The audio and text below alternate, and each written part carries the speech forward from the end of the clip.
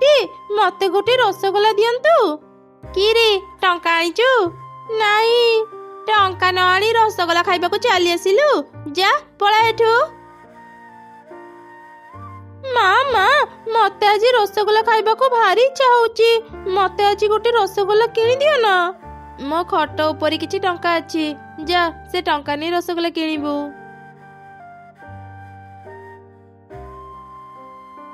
ତୁ ପୁଣି ଆସିଗଲୁ? ମୁଁ ଥରେ କହିଲି ନା ଟଙ୍କା ବିନା ମୁଁ ରସଗୋଲା ଦେବିନି। ସେତେବେଳେ ସିନା ମୁଁ ବିନା ଟଙ୍କାରେ ଚାଲି ଆସିଥିଲି, ହେଲେ ଏବେ ମୁଁ ଟଙ୍କା ନେଇ ଆସିଛି। ସତରେ ନା କଣ? ଦେ ଦେ ମତେ ଆଗ ଟଙ୍କା ଦେ, ତାପରେ ମୁଁ ତତେ ରସଗୋଲା ଦେବି। ଏଇ ନିଅନ୍ତୁ। ଏ କଣ? ଏଇଟା ତ ଗୋଟେ ଛିଡା ନୋଟ। ମିଠା ଲୋଭରେ ତୁ ଛିଡା ନୋଟ ଧରି ଆସିଛୁ। ତୁ କଣ ମୋର କ୍ଷତି କରିବାକୁ ଚାହୁଁଛୁ? ଆଉ ଥରେ ଯଦି ତତେ ମୋ ଦୋକାନର ଆଖପାଖରେ ଦେଖିବି, ମାରିକି ତ ଗୋଡ ଭାଙ୍ଗିଦେବି, ବୁଝିଲୁ? ପାଖରେ ଟଙ୍କା ନାହିଁ, ଆଉ ମନ ଯାଇ ମିଠା ପାଖରେ। କିରେ କଣ ହେଲା? ତୁ କାନ୍ଦୁଛୁ କଣ ପାଇଁ? ତୁ ରସଗୋଲା କିଣିନୁ କି? ନାଇଁ ମା, ମୁଁ ଛିଡା ଟଙ୍କା ନେଇଥିଲି ବୋଲି କାଉ ଆଣ୍ଟି ମତେ ରସଗୋଲା ଦେଲେନି। ଓଲଟା ସେ ମତେ ଅପମାନ ଦେଇ ତାଙ୍କ ଦୋକାନରୁ ତଡ଼ିଦେଲେ। ମା, ମତେ ଆଉ ଏକ ଭଲ ବଡ ନୋଟ ଦିଅ, ମୁଁ ତାଙ୍କୁ ଦେଖେଇବି। ମୋ ପାଖରେ ତ ଆଉ ଟଙ୍କା ନାହିଁ ରେ ମା। ଯେତେବେଳେ ଟଙ୍କା ହେବ ମୁଁ ତତେ ରସଗୋଲା କିଣିଦେବି। ସେଇ କେବେଠୁ ତୁମେ ମତେ ଏ କଥା କହି ଆସୁଛ, ହେଲେ ଆଜି ଯାଏ ମୁଁ ରସଗୋଲା ଖାଇପାରିଲିନି। ଏମିତି କହି ମନ ଦୁଃଖରେ କୁନି ଘର ଭିତରକୁ ଚାଲିଗଲା। ପରଦିନ ସକାଳେ ସେ ରସଗୋଲା ଦୋକାନ ରାସ୍ତାରେ ଯିବା ସମୟରେ ଦୂରରୁ ରସଗୋଲା ଦେଖି ଅଟକିଗଲା। ସେତେବେଳେ ତା କ୍ଲାସରେ ପଢୁଥିବା କିଛି ଛୁଆ ସେ ରାସ୍ତାରେ ଯାଉଥିଲେ। ଏତେ କିଛି ହେଲା ପରେ ବି ଏ କୁନିକୁ ଲାଜ ଲାଗିଲାନି ଯେ ସେ ପୁଣି ରସଗୋଲା ଦୋକାନ ସାମ୍ନାରେ ଛିଡା ହେଇଛି। କଣ ହେଲା କି? ତୁ ଏମିତି କାହିଁକି କହୁଛୁ? ତୁ କଣ ଜାଣିନୁ? କାଲି କୁନି ରସଗୋଲା ଖାଇବାକୁ ଆସି ଦୁଇଥର ଦୋକାନରେ ଅପମାନ ପାଇଛି। ତଥାପି ସେ ରସଗୋଲା ଖାଇ ନ ପାରି କାନ୍ଦି କାନ୍ଦି ଘରକୁ ଫେରିଗଲା। ଆଚ୍ଛା, ତୋ ମା କଣ ତତେ ଏ କଥା କହିନାହାନ୍ତି? ନା ତ, ମା ମତେ ଏ ବିଷୟରେ କିଛି ବି କହିନାହାନ୍ତି। କଣ କହୁଛ ତମେ ମାନେ? ସାମାନ୍ୟ 5 ଟଙ୍କା ଦେଇ କୁନି ରସଗୋଲା କିଣି ଖାଇପାରିଲାନି? ଆରେ ତୁ କଣ ଦେଖିନୁ କୁନି କେମିତି ଗୋଟେ ବର୍ଷ ଛିଡା ବ୍ୟାଗ ଧରି ସ୍କୁଲକୁ ଯିବା ଆସିବା କରୁଥିଲା? ତା ପାଇଁ ରସଗୋଲା ଖାଇବା ତ ସ୍ୱପ୍ନର କଥା। ଆହାରେ ବିଚାରୀ, ତା କଥା ଶୁଣି ଭାରି କଷ୍ଟ ହେଲା। ତାକୁ ଟିକେ ଡାକିଲ, ମୁଁ ତାକୁ ରସଗୋଲା କିଣି ଖୁଏଇବି। କଣ ପାଇଁ ତୁ ତାକୁ ଆମ ପାଖକୁ ଡାକୁଛୁ? ତାକୁ ଆମ ସାଙ୍ଗରେ ଦେଖିଲେ କ୍ଲାସର ଅନ୍ୟ ପିଲାମାନେ ଆମର ମଜା ଉଡେଇବେ। କିଛି ହବନି, ତାକୁ ଆଗେ ଆମ ପାଖକୁ ଡାକେ, ତାପରେ ଦେଖ ମୁଁ ତା ସହ କଣ କରୁଛି। ତାପରେ ଚିକିର ସାଙ୍ଗମାନେ କୁନିକୁ ଡାକିଲେ। କୁନି ଯେମିତି ତାଙ୍କ ପାଖକୁ ଗଲା, କାଉ ଛୁଆ ତା ମା ପାଖରୁ ଗୋଟେ ରସଗୋଲା ଆଣି କୁନିକୁ ଦେଲା। କୁନି, ଏଇ ନେ ରସଗୋଲା, ମୁଁ ତୋ ପାଇଁ ଆଣିଛି।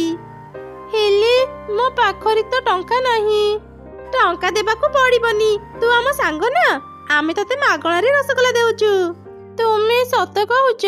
ମୁଁ କେମିତି ଯେ ତୁମକୁ ଧନ୍ୟବାଦ ଜଣେଇବି ଜାଣିପାରୁନି। ଆରେ ଧନ୍ୟବାଦ ଜଣେଇବାକୁ ପଡିବନି, ଏଇ ନେ ରସଗୋଲା ଟିକେ ଗରମ ଅଛି, ଥଣ୍ଡା ହଉ ଖାଇନେବୁ। ଠିକ ଅଛି। ତାପରେ କୁନି ରସଗୋଲା ଧରି ରହିଲା। ଯେତେବେଳେ କାଉ ଦୋକାନରେ ନଥିଲା, ତାର ଝିଅ ସେ ରଖିଥିବା ପ୍ଲେଟରୁ ଗୋଟେ ରସଗୋଲା ନେଇ ଖାଇଦେଲା।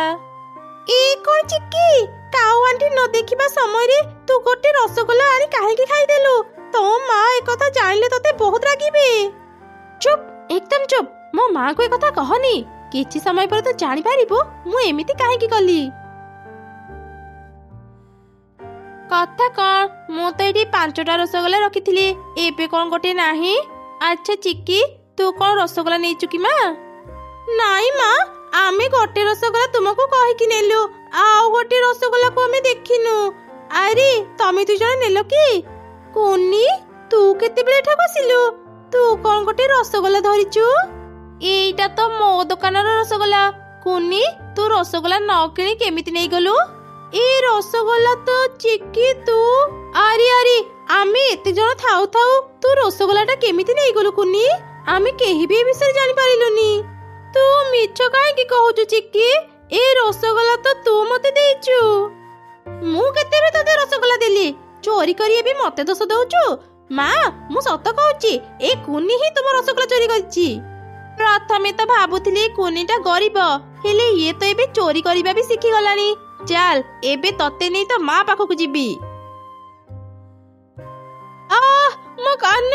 ମୋ କାନ ଛାଡ କାଉ ଆଣ୍ଟି, ମତେ ଭାରି କଷ୍ଟ ହେଉଛି। ମୁଁ ଚୋରି କରିନି। ଚିକି, ତମେ ମାନେ ମୋ ସହ ଏମିତି କାହିଁକି କରୁଛ? କାଉ ଆଣ୍ଟିକୁ ସତ କଥା କହିଦିଅ। ଚୁପ୍ କର, ଆଉ ପଦେ କିଛି କହିବୁ ତ କାନ ଛିଡିଦେବି। ଆରେ ମା ଚିକି, ତୋ ସାଙ୍ଗମାନଙ୍କ ସହ ମୋ ଦୋକାନକୁ ଜଗିଥା। ମୁଁ ଏବେ ୟା ମା ପାଖରୁ ଆସୁଛି। ଠିକ ଅଛି ମା, ତୁମେ ଯାଅ। ତୁମେ ନ ଆସିବା ଯାଏ ଆମେ କୁଆଡେ ବି ଯିବୁନି। ଚିକି, ମୁଁ ଭାବିଥିଲି ତୁ ବଦଳି ଯାଇଥିବୁ, ହେଲେ ତୁ ମୋ ସହ ଏତେ ବଡ ଶତ୍ରୁତା କରିବୁ ମୁଁ କେବେ ଭାବିନଥିଲି। ଦେଖିଲ ମୁଁ ଆଜି କୁନିକୁ କେମିତି ଶିକ୍ଷା ଦେଲି। ତାକୁ ଦେଖିଲେ ହିଁ ମତେ ଘୃଣା ଲାଗେ। ଆଜି ସେ ଏମିତି ପାନେ ପାଇବ, ଆଉ ଦିନେ ବି ଆମ ସାମ୍ନାକୁ ଆସିବନି। ରିନୁ, ରିନୁ, କୋଉଠି ଅଛୁ? ଶୀଘ୍ର ବାହାରକୁ ଆସେ। ଏଇ କଣ କାଉ ଭଉଣୀ, ତୁମେ ମୋ ଝିଅର କାନ ଧରି କାହିଁକି ଛିଡା ହେଇଛ? ତା କାନ ଛାଡ। ତ ଝିଅ ଯାହା କାମ କରିଛି, ମୁଁ ତ କେବଳ ତା କାନ ଧରିଛି। ଆଉ କିଏ ହେଇଥିଲେ ତାକୁ ମାଡ ମାରି ସାରନ୍ତାଣି।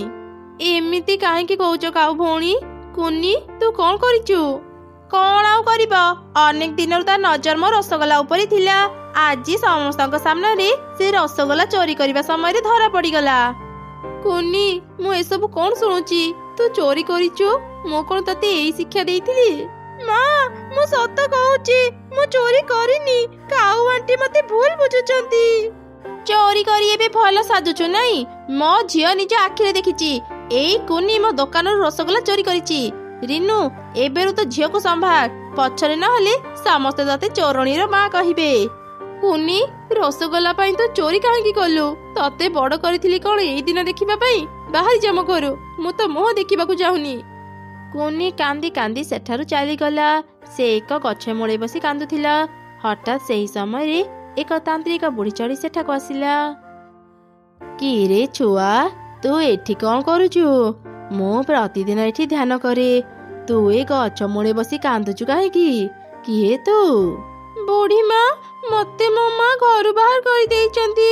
ତୁମେ ବି ଯଦି ମତେ ଏଠୁ ବାହାର କରିଦେବ, ମୁଁ କୁଆଡେ ଯିବି? ଆଚ୍ଛା, ତୁ ଆଉ କାନ୍ଦିନି।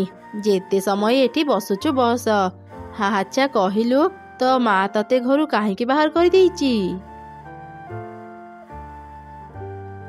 ଓ ଏମିତି କଥା। ତୁ ଚିନ୍ତା କରନି ଛୋଟ ଝିଅ, ମୁଁ ତତେ ଏକ ଗଛ ଦେବି। ଯା, ଏ ଗଛକୁ ନେଇ ନିଜ ଘର ବାହାରେ ଲଗେଇଦେବୁ। ଏ ଗଛ ଗୋଟେ ଯାଦୁର ଗଛ। ଏ ଗଛ ପ୍ରତିଦିନ ତତେ ରସଗୋଲା ଦେବ। ତୁ ମନ ଭରି ରସଗୋଲା ଖାଇପାରିବୁ। ବୁଢୀ ମା, ମତେ ମୋ ମା ଘରୁ ବାହାର କରିଦେଇଛନ୍ତି।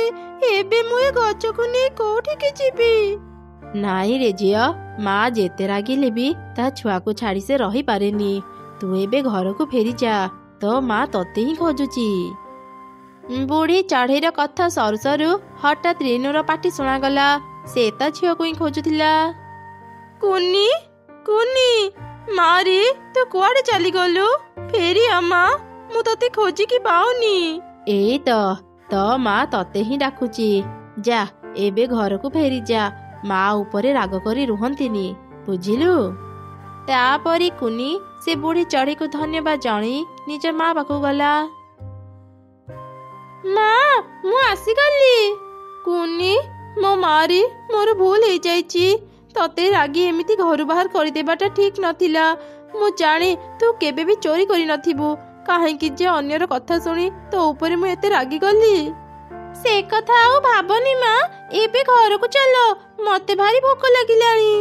କୁନି ଆଉ ତାର ମା ଘରକୁ ଚାଲି ଆସିଲେ। କୁନି ନିଜ ଘର ବାହାରେ ବୁଢୀ ଚଢେଇ ଦେଇଥିବା ଗଛକୁ ଲଗେଇଦେଲା। ପରଦିନ ସକାଳେ ହିଁ ସେ ରସଗୋଲା ଗଛ ଦେଖି ଆଶ୍ଚର୍ଯ୍ୟ ହେଇଗଲା। ସେ ଗଛରେ ଅନେକ ଗୁଡ଼ିଏ ରସଗୋଲା ଫଳିଥିଲା। ମା, ଦେଖ, ବୁଢୀ ମାଙ୍କ କଥା ସତ ହେଇଗଲା। ଏଇ ଗଛରେ କେତେ ଗୁଡ଼ିଏ ରସଗୋଲା ଫଳିଛି। ଏବେ ମୁଁ ମନ ଭରି ରସଗୋଲା ଖାଇପାରିବି। ମା, ଏଇ ଗୋଟେ ରସଗୋଲା ନିଅ, ଖାଇକି ଦେଖିଲ କେମିତି ହେଇଛି। ରସଗୋଲା ତ ବହୁତ ବଢିଆ ହେଇଛି। ଯାହା ହେଉ ମା, ଭଗବାନ ତୋର ଇଚ୍ଛା ପୁରା କରିଦେଲେ।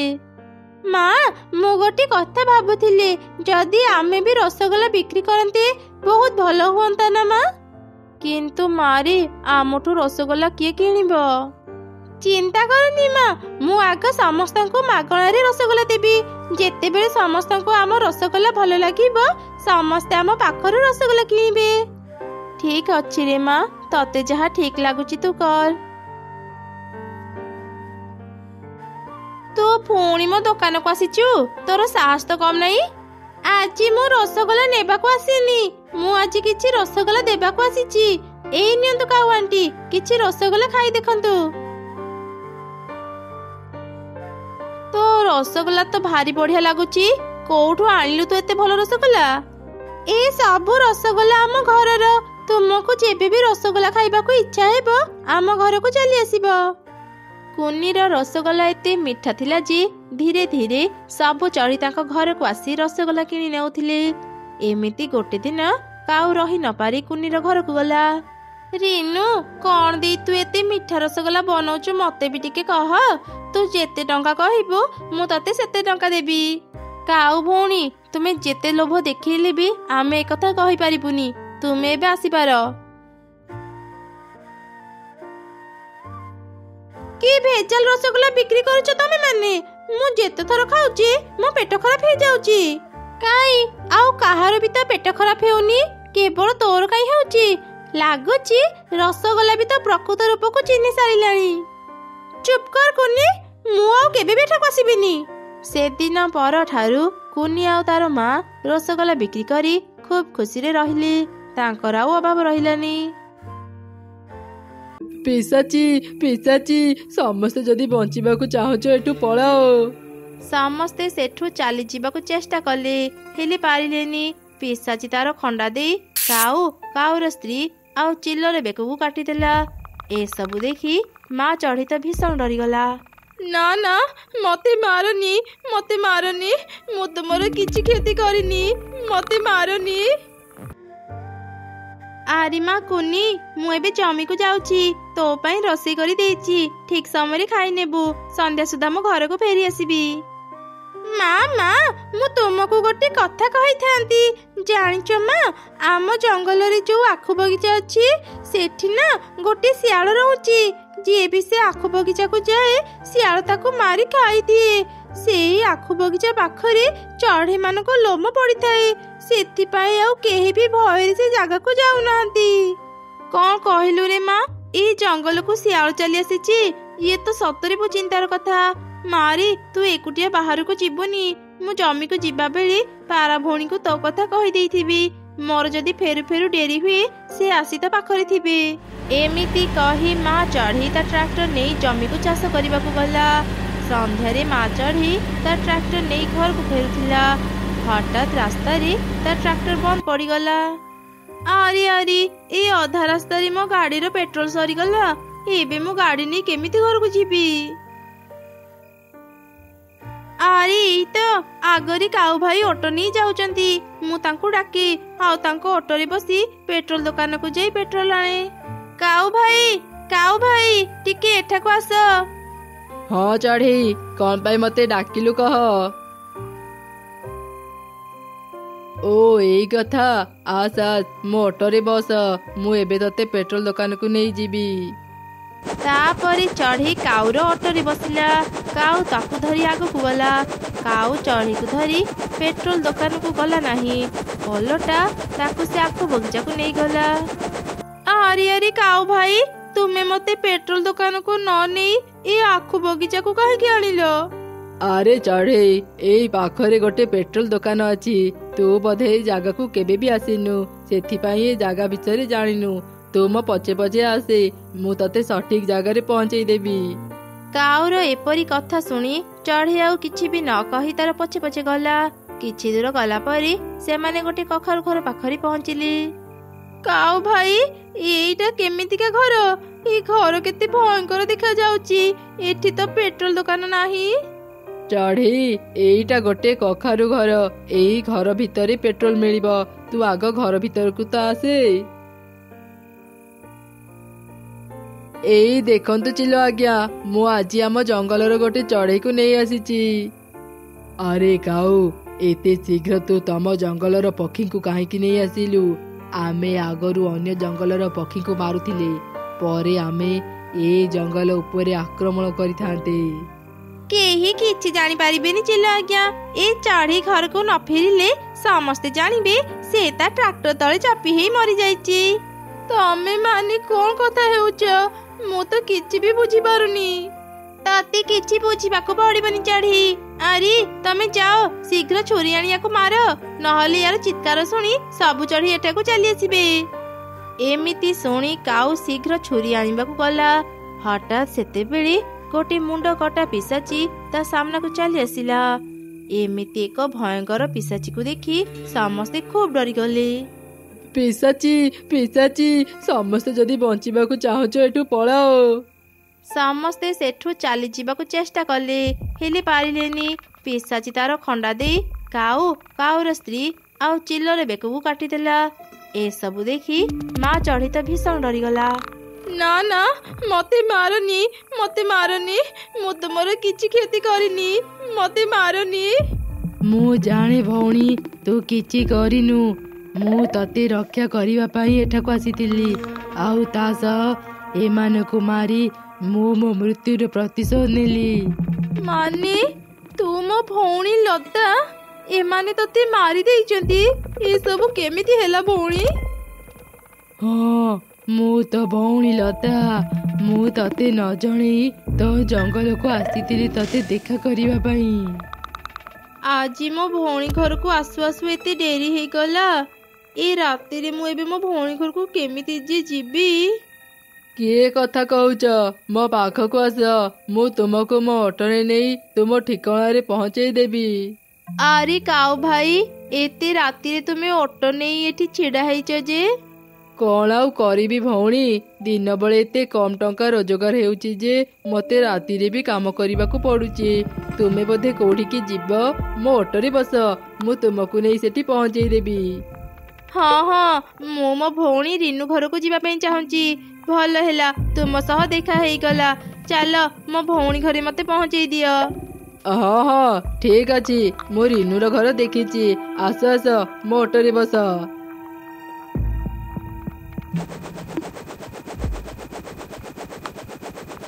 अच्छा तुमे कौ जंगल आसीच?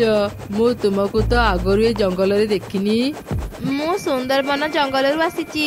ए जंगल रे मो भौणी घर मु अनेक दिन मो भौणी घर को आसी नथिली।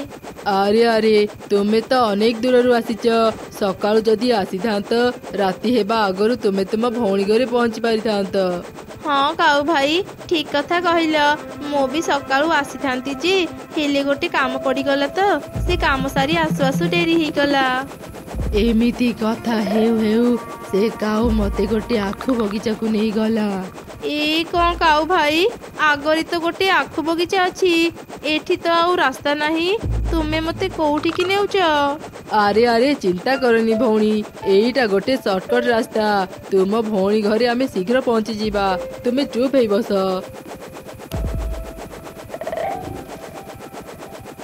काऊ भाई तुमे एठी ऑटो काहे रखी देलो?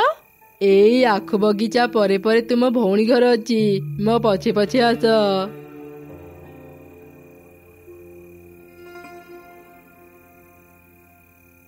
ई कौन काऊ भाई तुमे मते कखारु घर भीतर को काहे आनिल?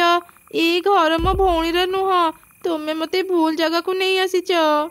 भूल नुह से तते ठीक जगह को आनीची मरिबा पूर्वरु तू सब सत कथा जानिने। माने तमे माने ए सब कौन कहूच? आमे तीन जन चढ़ी मान को बोका बनी ए कखारु घर को आणु आउ तांकु मारी तांक मांस सियाल पाखरे बिक्री करू। सियाल आमको चढ़ी मांस बदल अनेक टंका दिए। तमे माने एते खराब पक्षी तम मानकु तो शास्ति मिलवा दरकार। चुप कर गोटे चढ़ी मांसर दाम केते जानिछु? ता सुनिले तो तू भी चढ़ी मारिबा को पछेबुनी। तो मांस बिक्री कले सियाल आमको 2 लाख टंका देबा। एते टंका आमे हाथ छड़ा केमिति करिबु कहिलु? अरे जल्दी जाओ छुरी आनी यार बेक काटी दियो। ना ना मते मारनी मते छाड़ी दियो। मु जेते चित्कार कले भी ए बदमाश माने मोर किछि कथा सुनिलेनी आउ मोर बेक काटी मते मारी देले। ଭଉଣୀ, ଏତେ ଦିନ ପରେ ତୋ ସହ ଦେଖା ହେଲା, ହେଲେ କେମିତିକା ରୂପରେ? ସବୁ ଏ ବଦମାସ ମାନଙ୍କ ପାଇଁ। ଜଣା ନାହିଁ ଏମାନେ କେତେ ନିରୀହ ଚଢ଼େଇଙ୍କୁ ମାରିଛନ୍ତି। ତୁ ଏସବୁ ଆଉ ଚିନ୍ତା କରନି ଭଉଣୀ, ଏମାନେ ଆଉ କୋଉ ପକ୍ଷୀକୁ ବି ମାରି ପାରିବେନି। ଏବେ ସେ ଶିଆଳର ପାଳି, ତାକୁ ବି ମୁଁ ଛାଡ଼ିବିନି, ମୁଁ ତାକୁ ବି ମାରିଦେବି। ସେମିତି ହେଲେ ଚଢ଼େଇମାନଙ୍କର ଆଉ ଭୟ ରହିବନି। ଭଉଣୀ, ତୁ ଏବେ ଘରକୁ ଯା। ଯଦି କିଏ ଏଠାକୁ ଚାଲି ଆସିବ, ସେ ଭାବିବ ତୁ ଏମାନଙ୍କୁ ମାରିଛୁ। ଶୀଘ୍ର ଘରକୁ ଯା ଭଉଣୀ। ଏମିତି ଶୁଣି ମା ଚଢ଼େଇ ଶୀଘ୍ର ତା ଘରକୁ ଗଲା। ସେପଟେ ପିଶାଚି ଗଲା ଶିଆଳ ପାଖକୁ। ନିରୀହ ଚଢ଼େଇମାନଙ୍କୁ ମାରି ତୁ ଏଠି ଆରାମରେ ଶୋଇଛୁ। ତୋ ପାଇଁ ସେ 3 ବଦମାସ ଚଢ଼େଇମାନଙ୍କୁ ମାରୁଥିଲି। ଆଜି ମୁଁ ତତେ ଛାଡ଼ିବିନି। ଏମିତି କହି ପିଶାଚି ଶିଆଳର ବେକକୁ ବି କାଟିଦେଲା। ତାର ଆତ୍ମାକୁ ଶାନ୍ତି ମିଳିଗଲା। ସେ ସବୁଦିନ ପାଇଁ ସେଠାରୁ ଚାଲିଗଲା। ସେଦିନ ପରଠାରୁ ସେ ଜଙ୍ଗଲରୁ ଆଉ ଚଢ଼େଇମାନେ ହଜିଲେନି।